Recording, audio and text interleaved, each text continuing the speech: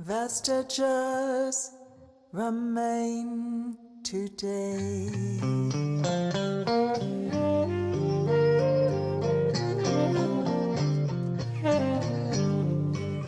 Thousands whisper.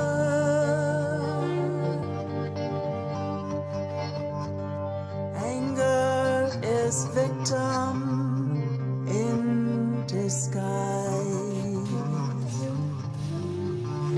It eats at your soul like cancer.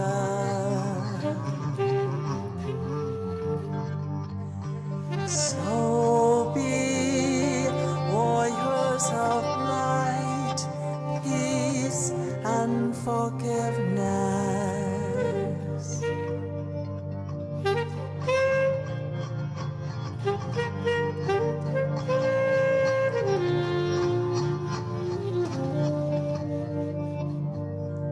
Huaji lanas, Huaji lanas.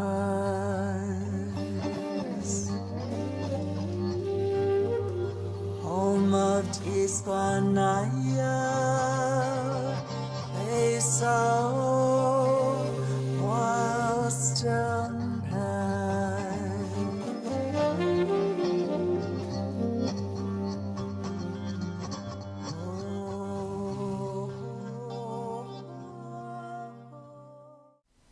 Hello, and thank you for joining us for episode 6 of In Our Midst, people and organizations making positive change in our community and in the world. I am your host, Phil Rosner. In this episode, I am very grateful for the opportunity to talk with Terri-Lynn Williams-Davidson. Terri-Lynn was born on Haida Gwaii and is a member of the Raven clan from the Haida Nation. She is an Indigenous and environmental lawyer who was named the 2020 winner of Canada's top 25 most influential lawyers in the category Changemaker. Up against hundreds of qualified nominees, her legal work for the Haida Nation shone through as some of the most impactful and compelling in Canada. Terri-Lynn is also a singer, recording artist, and author. Her prime focus is to preserve Haida laws and culture through her activism, music, and art. Please join us now for my interview with Terri-Lynn Williams-Davidson. Good morning, Terri-Lynn. Thank you so much for joining us today. Good morning, Phil. Thank you for having me. Terri-Lynn, I understand that you were born and raised on Haida Gwaii. Please could you tell us about your upbringing and how your early experiences as a young person helped form the path you took as an adult? Sure. Yes, I was born and raised in Haida Gwaii. My home community is the village of Skidegate, and I spent all of my time there until I moved away to go to university. And our life was quite simple. In the village of Skidegate, it was a very small community at the time, maybe about 500 people. And a lot of our diet was from the land and sea around us, mostly from the ocean. My mother was a homemaker and my father was a fisherman. And before my time, he was also a logger in the wintertime.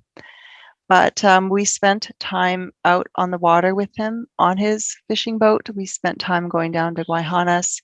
And my time with my mother was spent gathering medicines from the forest and gathering food from the low tide area. And through them, they fostered a deep love of Haida Gwaii. And my father fostered a deep love of singing. My father was a singer and he loved to sing songs that Frank Sinatra sang and others like that. And my father was a connection to singing, but my mother was a connection to Haida knowledge. My father went to residential school, and so that early knowledge and the grounding in Haida knowledge was taken away from him.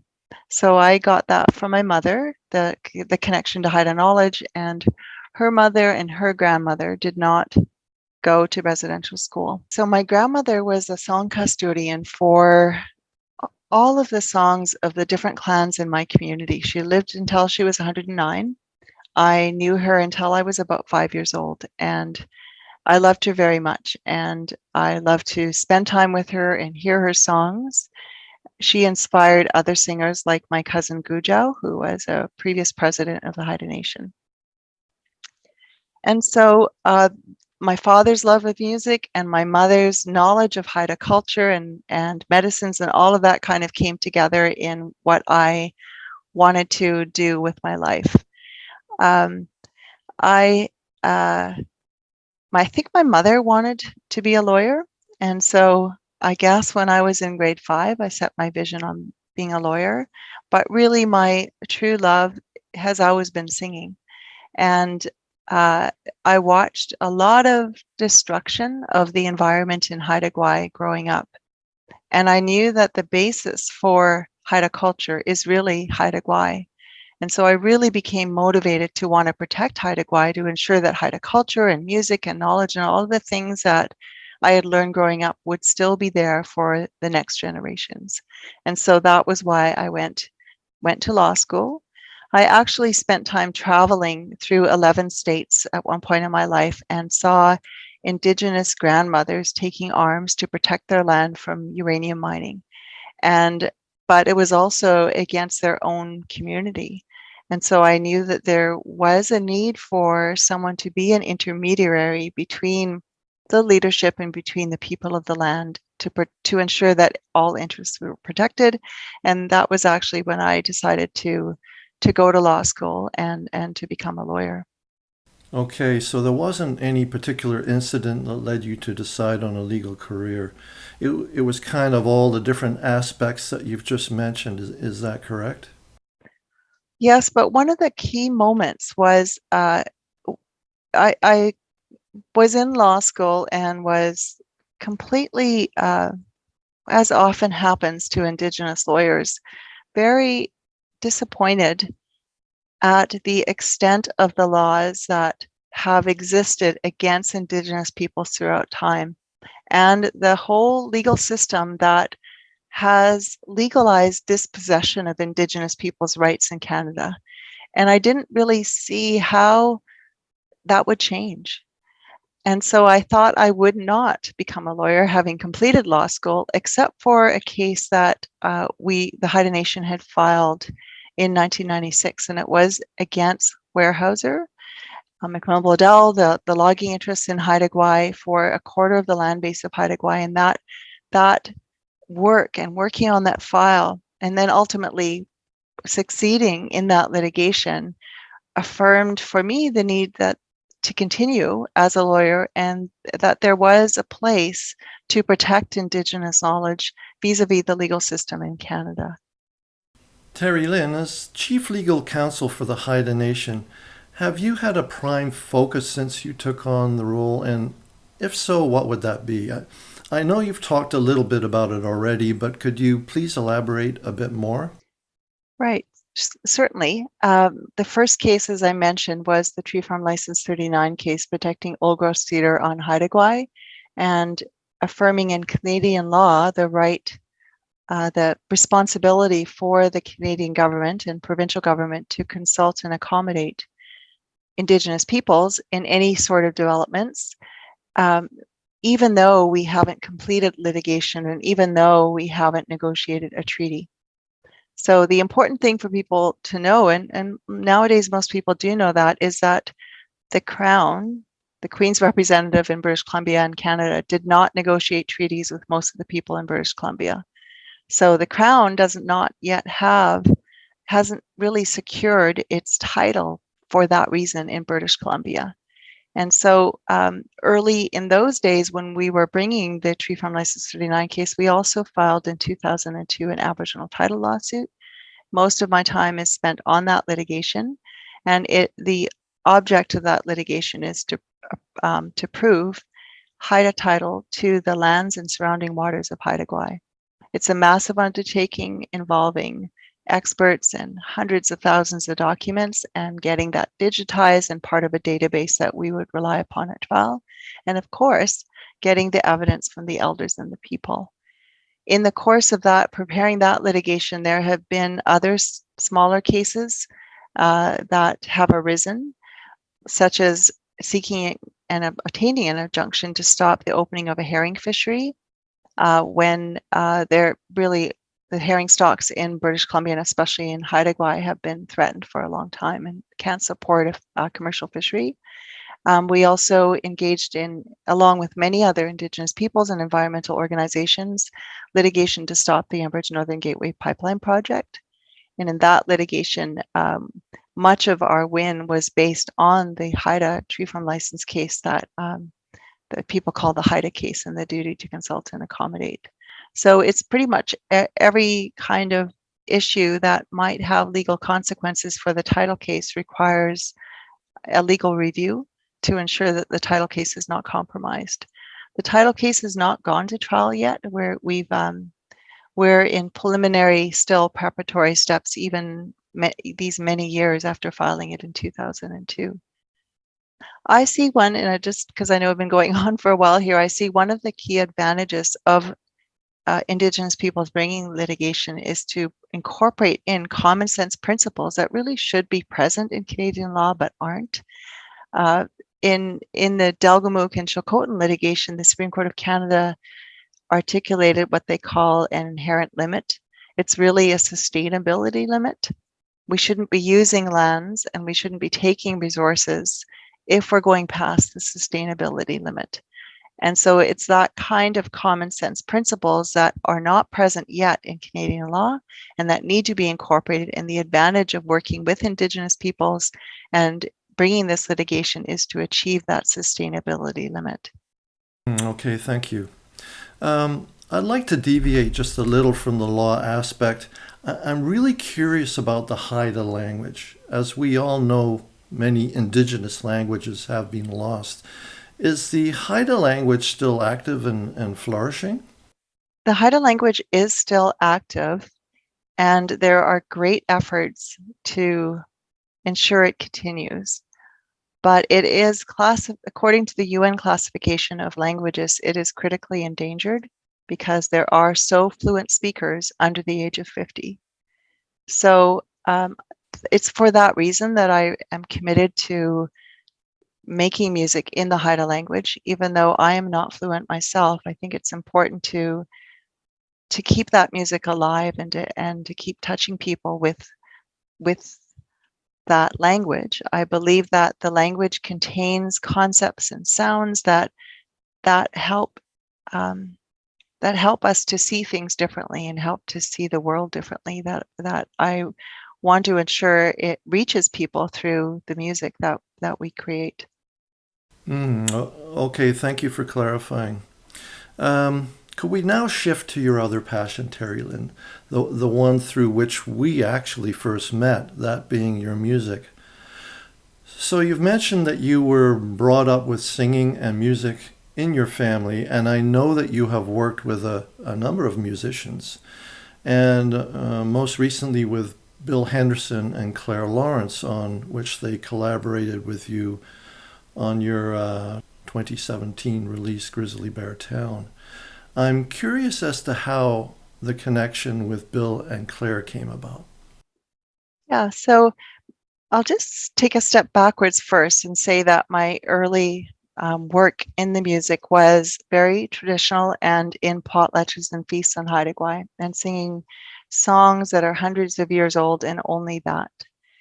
And I really wanted to ensure that that this incredible music was available for young singers and others interested in Haida culture. So I worked on a project with the Haida Gwaii Singers Society to collect all of their archival recordings and release them in a box set. And I worked with a composer, Bruce Riddell, who helped bring that project along. And he brought in Bill Henderson to be the sound engineer for one of the box sets, which involved the members of the Haida Gwaii Singers Society. So my husband, Robert Davidson, his brother, Reg Davidson, Gujau and Marianne Jones and I. And so we wanted to also show that these songs are not just archival pieces, but are living pieces. And so we produced a box set of contemporary renditions of those songs. And that was my first introduction to Bill Henderson and working with him. So my next album was a marriage. It was called New Journeys, and I worked with Bruce Riddell, and we brought together classical arrangements with Haida songs. And then when it came time to me thinking about another album, as it turns out, there was a fundraiser to raise money for musical instruments for the schools in Haida Gwaii. And Bill Henderson was being honored at that event for his work in the music industry. And they asked if the people who were performing at the benefit concert would find ways to work together and collaborate on performance. But really, nobody wanted to collaborate with the Haida singer and really couldn't get their head around how they would produce music with the Haida music. And Bill was one of the ones who was willing to do that. He'd spent time working on the box set and had familiarity with that work and was keen to do that. And so we met and we tried. He identified 2 songs that he thought would work from my previous album, New Journeys. But then he said, I think we should involve Claire Lawrence. And so the 3 of us spent a couple of hours together and worked out 2 songs and performed at that benefit concert. And we really enjoyed what we did in creating those 2 compositions that are on the Grizzly Bear Town, Have a Light Heart on Your New Journey, and Peacemaking Song. And so we said, we like this so much, let's record an album. And eventually we got there, and then we worked on creating other music for Grizzly Bear Town. That's great.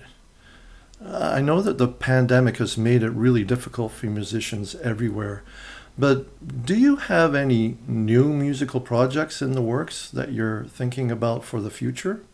Yeah, I have been working on composing a couple of new songs. We were just starting working on those new songs when the pandemic hit. We also wanted to work on a solstice album rather than a Christmas album. And that has all kind of been on hold with COVID and trying to figure out a way that we can rehearse together virtually, given the latency with Zoom and all of that. So at some point, I hope that we can return to working together. Oh, that would be great.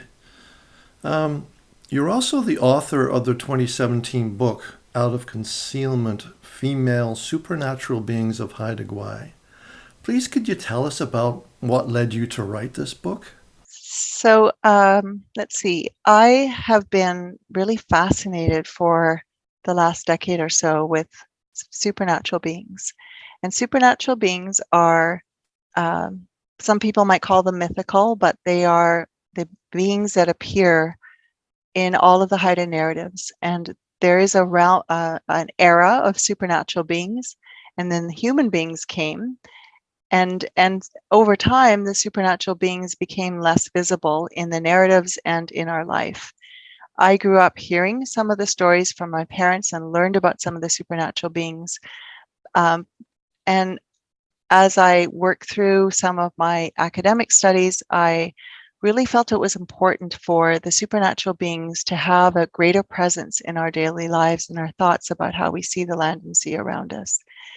Some of that is reflected in Grizzly Bear Town in the spoken word for the cycle of the supernatural beings, or the canoe song, where I say that, or I'm trying to present this idea that the supernatural beings were once in their era and their realm, and then they eventually became the land and sea around us. So certain mountains and reefs and places on Haida Gwaii were once supernatural beings that are now embedded in the landscape. And I felt it was really important for this idea that the environment around us has personhood. The environment is not inanimate that you can always take, but if I would treat you differently, if I knew that you were a human, and that we need to establish a relationship with each other. And so this really came from my work as a lawyer, but there are limits to how you can convey that at law. And so for 4 years, I worked on this project of creating the images that would depict the supernatural beings. For the art behind me is my husband's art, Robert Davidson, and my late stepson, Ben Davidson, and they have often portrayed supernatural beings. And so we've grown up seeing these abstract representations of supernatural beings, but we can't visualize what they might look like if they were to appear in front of us today. And that was the object of Out of Concealment. I wanted to write an album about supernatural beings, but in order to write the music, I needed to visualize it. And so that led to working on the images for Out of Concealment. And they were so, I felt touching, and others said around me that it should be written about too. And so I worked on the book and the writing of the book and the images and the music at the same time, and they both were released in 2017. I'm also intrigued about the oracle cards. Could you talk a little bit about that? Yeah, and I believe that these supernatural beings should have guidance for us every day. They come with incredible messages. For example, Foam Woman, which is one of the songs on Grizzly Bear Town. To write Out of Concealment, I look to what lawyers call natural law, or Indigenous lawyers call that that body of law where you actually look at the environment and see what the biological functions are telling you, and out of that comes laws. So I looked at foam, and there's this incredible narrative where Haida people who belong to the Raven clan came from Foam Woman, and she rose out of the ocean and gave birth to the ancestresses of the Haida clans who are Raven. And then all the Raven clans came from her, or most of the clans. But I thought about what foam is biologically, and it happens when the ocean swirls around and there's protein in the water, and the protein leads to foam on the surface of the water. And I thought that we were that protein in the ocean that was swirling around, and out came human beings. And if that's the case, then we are one and the same. The ocean contains our DNA, and our DNA is in the ocean, and we're all interconnected. And so that allowed me to look at the legal principle of interconnectedness and what role that has in ecosystem management and governance. So that's one example of a supernatural being that I thought had daily messages for us about our need to take care of the oceans, because we come from the oceans. And the Out of Concealment is a beautiful book, and it's quite dense with the oral narratives, but I wanted a way for people to have daily interaction with the oracle cards. And so that was the idea about creating the cards, so that people had hands-on working with the supernatural beings and helping them be more present in our daily lives. Right. And I understand that you have also co-written a children's book? Yes, I worked with my stepdaughter. She's an incredible educator. She has a PhD in Indigenous literacy, and she adapted Out in Concealment for a children's audience. And really, it was important to me to do that book, because one of the reasons for writing Out of Concealment was so that children would also grow up learning more about them than they currently do. I see kids playing, like my own grandchildren and other children, playing with Disney dolls and princesses and these beings with magical powers, but our supernatural beings have those magical powers too, and I'd like them to be children to be interacting with them early on. So anyway, I worked with two artists who and again, I like to explore this idea of reconciliation and people from very different backgrounds coming together and building relationships and creating something beautiful, like Grizzly Bear Town and like New Journeys. And so in Magical Beings, the children's book, I worked with two artists, one who created the background, who had great familiarity with Haida Gwaii. She wasn't Haida, but also an Indigenous artist from across Canada in a completely different place. The two of them worked together to create the images that depicted the same images in Out of Concealment, but in a way that children would gravitate towards. We're just working right now on a coloring book for children, again through Heritage House Publishing, with activities that would, again, like the Oracle deck, allow kids to work on hands-on activities to learn more about the magical beings, the supernatural beings of Haida Gwaii. Nice. Well, this has been a really wonderful opportunity to talk with you today, Terri-Lynn. So thank you again so much for joining us.